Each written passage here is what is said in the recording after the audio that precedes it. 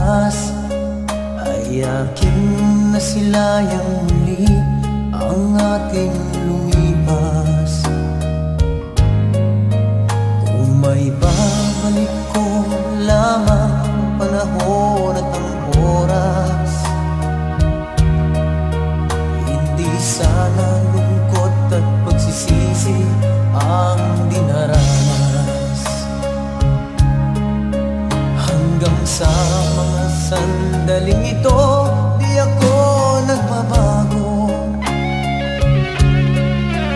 Taglay ko pa rin ang damdamin sa ating lumang litrato.